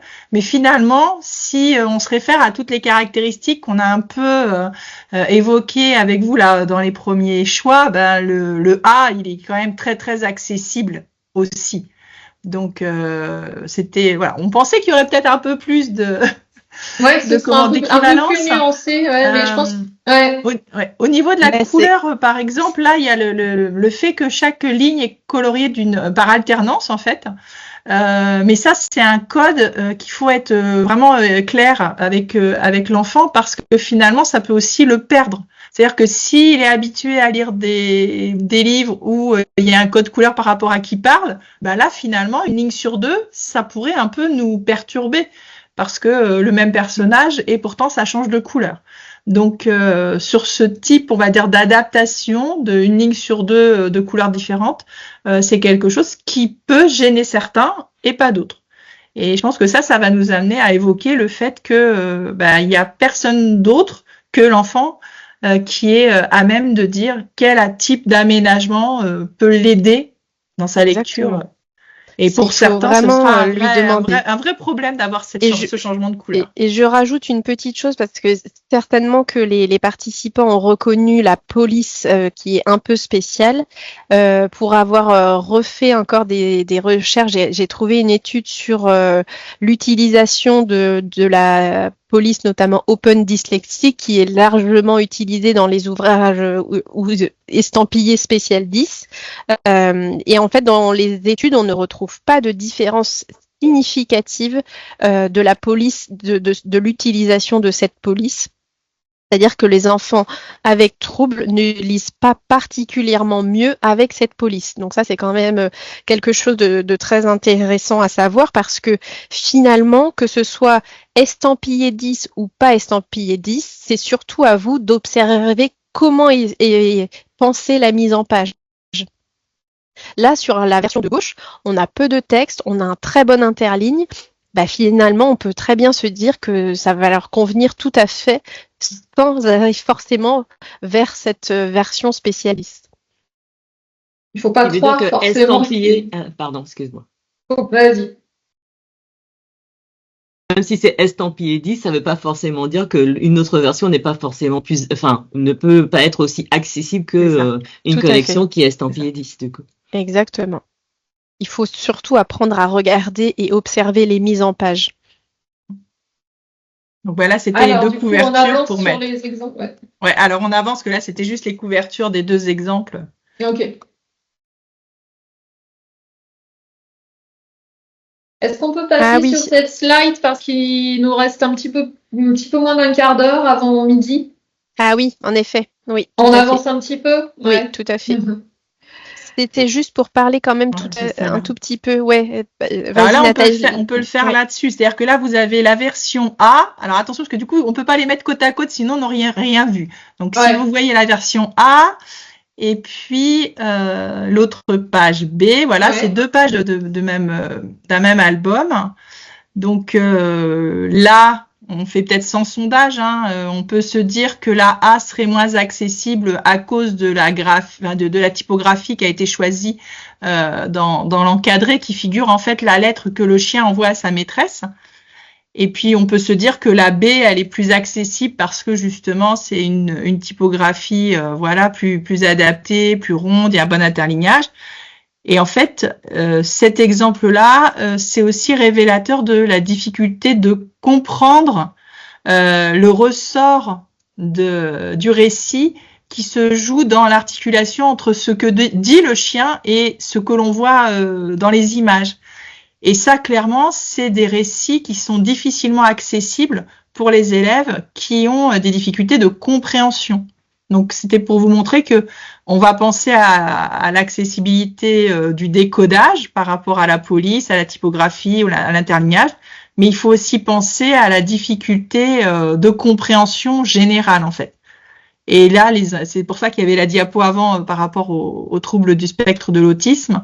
On sait que parmi les difficultés, il y a cette difficulté de compréhension des émotions, des intentions, tout ce qui est le caractère implicite, l'humour, l'aspect cynique, etc. Et qu'un enfant qui a aussi des troubles du langage oral peut avoir les mêmes difficultés par rapport à ces albums. Donc attention, il y a la façon dont c'est écrit, la typographie, mais il y a aussi les ressorts. Les récits de ruse sont très difficiles à comprendre pour certains élèves, justement. Les mensonges, tout ce qui est imaginé. Ouais. Alors, comment rendre accessibles les textes littéraires du CP au lycée? Donc ça, on va aller assez vite. Par contre, ce que je pensais important, c'était de se dire que la loi a prévu, parce que il peut y avoir une certaine réticence. Alors, peut-être vous, quand vous lisez des livres, ou des albums, vous avez pris l'habitude de lire le texte de façon intégrale, sans faire d'aparté, dans un peu cette idée du respect de l'auteur ou du texte. Et en fait, pour les publics qui sont en difficulté par rapport à l'écrit, il faut vraiment s'autoriser à faire ces apartés, à faire ces détours pour aider la compréhension. Et c'est la même chose en fait au niveau de l'école et de l'enseignement, c'est qu'il va falloir qu'on s'autorise à modifier les textes des auteurs. Donc ça, je sais que c'est toujours assez, c'est un combat que je mène auprès des enseignants, notamment les profs de français qui ont beaucoup de mal par rapport à ça. Mais voilà, la loi l'a prévu, donc il n'y a pas de difficulté par rapport à ça. Donc ça, c'était juste le petit point. Autorisons-nous. Et donc, comment est-ce qu'on va rendre accessible? Les enseignants, donc je veux bien que tu passes à la diapositive, vont utiliser des logiciels pour adapter les écrits. Donc, soit on a un album qui est déjà accessible et à ce moment-là, on n'a pas besoin de bricoler, soit on va utiliser des logiciels pour mettre en couleur, donc soit l'alternance. Et puis après, on va utiliser des albums que les éditeurs vont avoir estampillés 10. Donc ça, c'est toujours aussi la question à se poser. Dans le choix, est-ce que dans ma classe, je vais faire le choix d'un album qui est accessible à tous ou dont au moins une version sera potentiellement plus adaptée pour les élèves de ma classe? Donc ça, c'est plutôt quelque chose qui monte en puissance, hein, puisque l'offre éditoriale augmente. Je pense que tu peux passer. On voit différentes. Et en on en a l'occurrence, la profité pour collection Discool et puis facile à lire et à comprendre, elles sont très bien adaptées pour le coup. Voilà, il y a plein de choses. Donc l'idée c'est ça, c'est soit on va aller vers du 10, estampillé 10, soit on va aller vers donc le facile à lire à comprendre. Il est plutôt à destination des personnes en déficience intellectuelle, mais en tout cas il est construit avec eux et pour eux. Mais voilà, les ouvrages sont tout à fait du coup accessibles à tout le monde. Donc avec des albums avec double page, la page originale et puis la page accessible. En dessous, on va avoir sur la diapositive après, voilà une autre, c'est Belin qui fait une autre façon de rendre accessible. Donc là, eux, ce qu'ils ont colorié, par exemple, c'est le graphème parce que à force de répétition, en fait, en contexte, ça va permettre d'ancrer ce graphème. Mais on voit qu'effectivement, la façon dont c'est présenté, c'est tout à fait adapté. Sur la diapositive suivante, je ne me rappelle plus, donc il me la faut. Donc là, c'est quand on parlait de la difficulté de trouver pour les plus grands des choses qui ne font pas bébé, qui sont adaptées à leur centre d'intérêt. Donc là, c'est chez Rajo, hein, où il y a vraiment beaucoup de propositions aussi par rapport à ça. On en a vu un extrait tout à l'heure par rapport au roman. Et puis, alors aussi aller piocher dans les livres qui sont faits pour les enseignements de français en langue étrangère. Donc là, souvent, on va avoir des textes classiques qui font partie des programmes de collège et lycée et ils vont être en adapté. Donc effectivement, parfois, ça n'est pas le texte intégral, mais ça permet aux élèves, en fait, de pouvoir accéder à la compréhension et au ressort littéraire des ouvrages. Ouais, je pense que ça rejoint une question dans la conversation qui dit est-ce qu'il y a des adaptations 10 pour les collégiens qui doivent lire beaucoup de classiques? Et ben justement, donc ça, ou alors, hop, ça doit être la diapo après, okay. La complémentarité en fait entre les différentes versions d'un même texte. Donc on va penser à l'audio. On va penser aux films éventuellement, aux pièces de théâtre. En dessous, on doit avoir en bande dessinée aussi. L'idée, c'est de permettre à l'élève d'entrer dans la compréhension facilement du récit. Et puis après, peut-être ne garder que quelques extraits pour vraiment travailler l'écriture littérale, le style de l'auteur, mais en tout cas qu'il puisse avoir accès à une compréhension du contexte et de l'intrigue pour avoir une chance de motiver l'intérêt aussi, en fait. Parce que quand on lit parfois des textes classiques, alors en plus, déjà quand on n'a pas de difficulté, c'est pas toujours simple.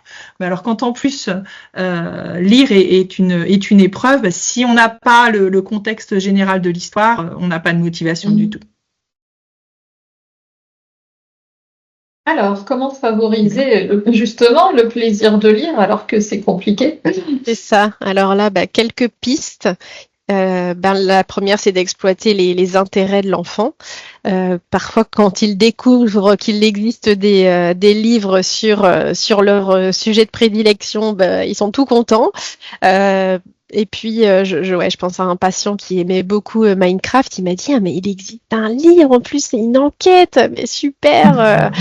Donc, je les prête beaucoup au cabinet, puis je les incite beaucoup à s'inscrire à la bibliothèque aussi. Il y en a d'ailleurs qui découvrent l'existence des bibliothèques. Ah, mais il y a des endroits où on peut emprunter des livres et les ramener. Oui, c'est possible. Donc, et on vous demande rien à la fin. On vous demande pas si vous avez compris tout lu. Non, c'est assez dingue des fois quand même. Après, beaucoup de parents qui quand même font leur maximum pour les accompagner, qui n'hésitent pas non plus à acheter des livres, à aller les emprunter. Donc, exploiter les intérêts de l'enfant, c'est un peu basique, mais il faut le redire quand même. Ensuite, nous avons, moi, mes patients, ils sont très, très, très friands et j'ai envie de dire plus que les livres estampillés 10. J'en ai aussi au cabinet, mais qui les intéresse le plus, c'est ce que moi j'ai appelé les livres-jeux, tout ce qui est sous forme d'enquête, d'énigmes. Ça va beaucoup leur plaire, les livres dont ils sont le héros. Et tous les livres aussi où il y a de la manipulation, je pense à la goutte de pluie avec une petite bille aimantée qu'il faut faire circuler de page en page. Ça, ils adorent, ils en redemandent.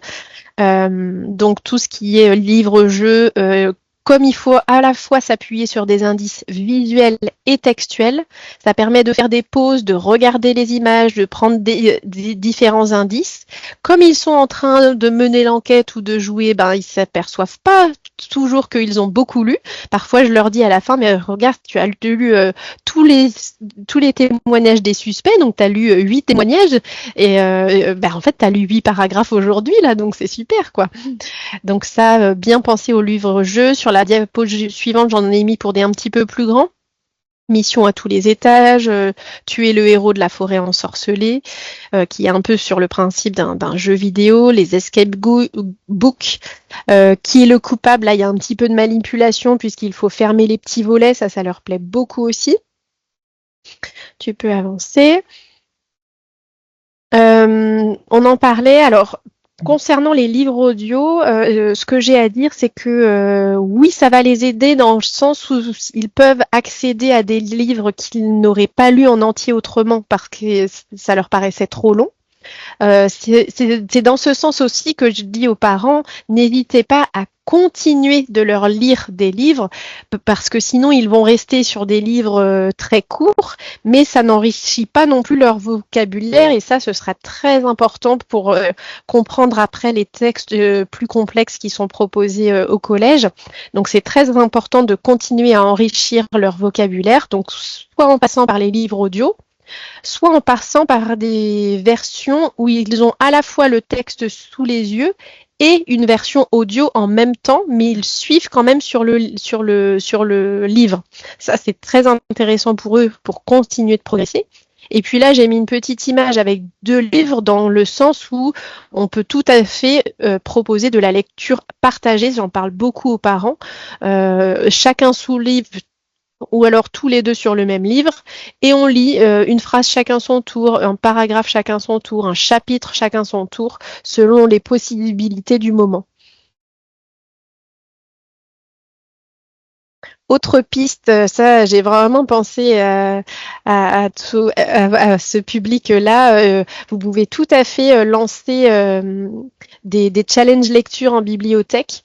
J'ai mis des petits exemples de challenges là comme mini-livre maxi point, lire un certain nombre de petits livres ou de livres en lecture facilitée. Et puis un livre lu, ce sera 1 point, et puis au bout de 5 points, on obtient une petite carte, une image, quelque chose qui renforce un petit peu le challenge. Je lis à ma façon. Ce qui est très bien aussi, c'est que ce sont des enfants qui vont beaucoup plus aller vers les BD et les livres très courts. Donc pour enrichir un petit peu leur version, ça peut être soit par exemple, la chasseur de héros, lire différents types de livres autour d'un même personnage. Un coup un BD, un coup un album, un coup un documentaire. Et puis là aussi, créer un petit système de récompense. Je lis à ma façon, selon le mode de lecture. Est-ce que je préfère lire un livre à voix haute, un autre en duo, un autre en audio, pour découvrir là aussi d'autres façons de lire. Ça peut être des challenges en termes de temps aussi. 10 minutes, une image. Je lis pendant 10 minutes et puis je choisis de dessiner une image du livre ou de dessiner suite à ma lecture. Ça peut être aussi de très bonnes idées pour les motiver, notamment pendant les vacances.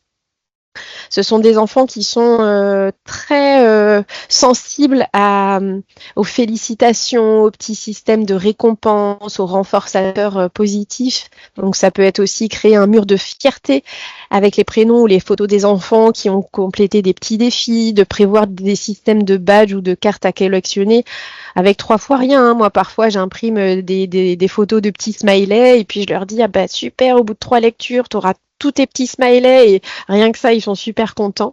Donc ça peut être de très bonnes idées et assez simples à mettre en place aussi. Et puis oui, on voulait vous proposer, mais je vois qu'il est déjà midi, un petit débat ou un espace de discussion sur est-ce qu'on aménage un espace dédié. Donc là, on a une photo un petit peu provocatrice sur attention, ici se situe la bibliothèque pour les enfants dyslexiques.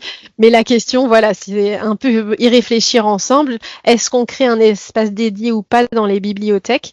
Ben, c'est tout il n'y a pas de pour ou de contre, il y a certainement des choses à dire là-dessus.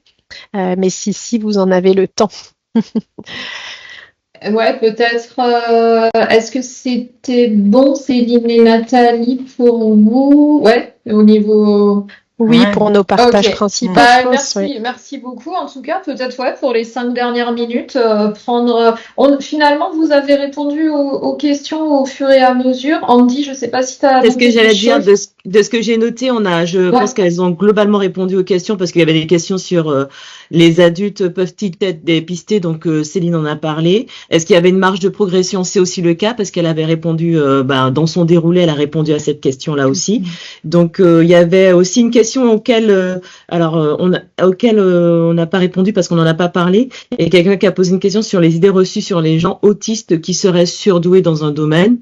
Donc après, je pense Idée que tu as reçue. partiellement parlé de ça, parce que je pense que la réponse est déjà dans la question, en fait. Donc, Oui, c'est assez spécifique, mais effectivement, il existe des formes d'autisme de haut niveau, comme il y en a certains qui sont médiatisés. D'ailleurs, je ne sais pas quelle était la question précise, mais quand on dit qu'il y a différents degrés, oui, on peut avoir un autisme avec une déficience intellectuelle sans et être aussi au potentiel. Oui, je pense qu'on a tous été marqués, enfin, pour une certaine génération par Rainman et par Dustin Hoffman. Hein, et je pense que voilà, l'idée reçue vient de là aussi. oui, je pense, oui. Mais c'est ce que la personne disait dans la question. C'est aussi dû aux médias, je pense, cette idée reçue-là. Oui. Mm. Mais par rapport aux espaces dédiés, là, je vois, il y a une proposition par rapport à avoir des choses qui permettent de les identifier dans les catalogues. Je pense qu'effectivement, que vous ayez identifié des livres qui sont particulièrement accessibles, c'est nécessaire pour que vous puissiez les proposer. Mais de là à les mettre à part, enfin, c'est le problème des collections avec écrit dessus 10 aussi. C'est quand même extrêmement stigmatisant et l'aspect, est-ce que finalement, je ne peux lire que des choses où il y aurait écrit 10 dessus parce que j'ai une dyslexie. Enfin, voilà. Il y a plein de... Enfin, les outils sont intéressants, mais le fait qu'ils soient ainsi stigmatisants, je trouve c'est ça la difficulté, en fait. Et en plus, c'est pas forcément juste, hein. Comme vous disiez, finalement, peu importe qu'il y ait un diagnostic de trouble neurodéveloppement qui ait été posé ou d'autres types de troubles. De toute façon, il y a une difficulté de lecture, donc il faut l'accompagner, point. Et après, que ce soit 10 ou pas ou autre. Et je pense que ça peut être aussi tout dans la formulation. Ça peut être lecture pour tous, coin lecture facile. Ici, chacun lit à son rythme. Des livres pensés pour t'aider à aimer lire. Dans la formulation, on peut aussi ne pas être trop stigmatisant. Et aussi dans le placement, c'est-à-dire qu'on peut imaginer peut-être un espace, mais qui serait près d'autres livres qui ne seraient pas forcément estampillés, mais qui seraient aussi un peu plus faciles à lire ou qui permettraient un petit peu d'élargir la palette des possibles pour ces enfants-là. Il y a une question sur la recommandation de titres pour des adultes dyslexiques. Est-ce que toutes les collections qui sont faciles à lire, là je pense à la médiathèque de Mont et à d'autres, hein, toutes les collections faciles à lire, elles sont vraiment très adaptées. Mais ça va passer beaucoup aussi par la taille des caractères, donc il y a aussi des éditions qui sont en caractères plus gros, donc on pourrait se dire davantage dédiées à des difficultés visuelles, mais en fait qui facilitent aussi peut-être, mais ça c'est chacun en fait, c'est ça ce qui est très particulier, hein, c'est que chaque personne sera différente. On n'a pas parlé des lunettes anti-dyslexie, mais voilà, enfin chaque personne a un fonctionnement qui est particulier qui fera que certaines choses lui conviendront et lui faciliteront l'accès et puis seront plutôt bloquantes pour d'autres. On a une question aussi pour toi, Nathalie, vu que tu as la parole. Est-ce que vous faites des formations pour les personnes qui ne sont pas enseignants spécialisés? Alors, pour l'instant, à l'INSPE, non, pas encore. Ouais, c'est pas le cas, effectivement. Mais pourquoi pas, hein, peut-être un jour. Il y a une question un peu précise sur la différence entre facile à lire et FALC, si vous pouviez revenir là-dessus, parce qu'effectivement, visiblement, c'est pas clair pour tout le monde. Alors, pour moi, le facile à lire était le FALC. Alors, mais il y a peut-être le facile à lire par rapport à la taille. En fait, le facile à lire et à comprendre. Alors du coup, ouais, le facile à lire, c'est vraiment un terme de bibliothécaire. En réalité, Oui, c'est un label du ministère de la Culture qu'il délivre à certaines bibliothèques qui développent des collections estampillées faciles à lire. Et donc, ces collections-là, ça peut être des choses qui sont tout à fait éditées dans la production éditoriale courante, mais simplement, on les rassemble dans un même espace à la bibliothèque. On a le logo facile à lire qui est le même partout en France, et on dit, dans cet espace-là, vous avez des choses facile à lire. Et donc, normalement, tout est mêlé, enfants, adultes, trouble 10, pas trouble 10, pour des gens qui apprennent le français, pour des gens qui ont un handicap mental, etc. C'est juste un espace pour les gens qui ont des difficultés de lecture, point, et ils peuvent s'y retrouver. Alors que le facile à lire et à comprendre, là, c'est une façon, là, vous allez peut-être me dire, d'écrire les informations adaptées de façon à ce que tout le monde puisse les comprendre, quel que soit en fait le niveau de développement cérébral où on en est. Je pense que c'est très tourné vers le handicap mental. Oui, on est beaucoup plus là-dessus, mais c'est de la même façon, hein, c'est un label exactement de la même façon par rapport au ministère de la Culture et qui s'applique aussi à tous les formulaires, les dépliants d'information, les choses comme ça. Donc je trouve que c'est aussi intéressant, notamment dans les plaquettes que vous avez de diffusion de bibliothèques, de penser en fait à l'accessibilité pour tout le public en fait. Et effectivement, on n'a pas parlé des personnes dont la langue française n'est pas la langue maternelle, et ça fait vraiment partie de tout le public qui est en difficulté d'accès à la lecture, même surtout chez les jeunes. De ça, on a une question sur le diagnostic. Je pensais à toi, Céline. Est-ce que oui, tout à fait, sur les personnes adultes. Sur les personnes adultes, je pensais à Allo Ortho, tu nous en parlais. Tout à fait. Je vous parlais hier d'un site qui s'appelle Allo Ortho et qui regroupe tout un tas d'articles qui ont été rédigés par des orthophonistes. Donc vous pouvez déjà prendre des informations sur ce site, allo-ortho. Et ensuite, le deuxième niveau de ça, c'est que vous pouvez accéder à une régulation téléphonique auprès d'une orthophoniste pour expliquer un petit peu plus vos observations. Et on vous dira si un bilan orthophonique serait préconisé dans votre cas ou pas. Et ça peut être la première démarche, c'est d'aller voir son médecin traitant, d'expliquer.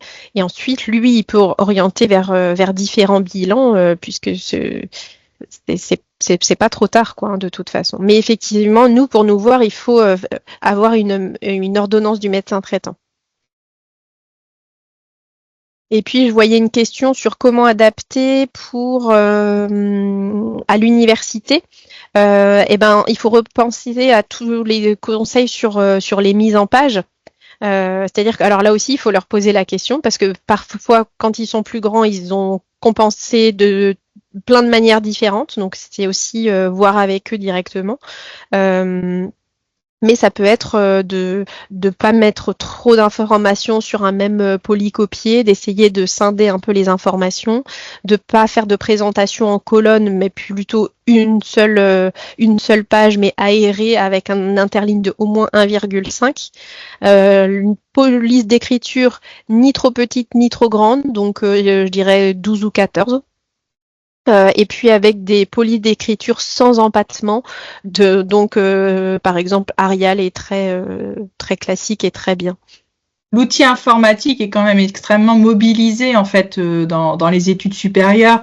Donc les étudiants, alors en fait ce qu'il faut qu'ils sachent, c'est qu'ils ont accès via le service de santé universitaire à des aménagements possibles. Enfin, ils peuvent faire de la demande d'aménagement possible aux différents examens, aux partiels.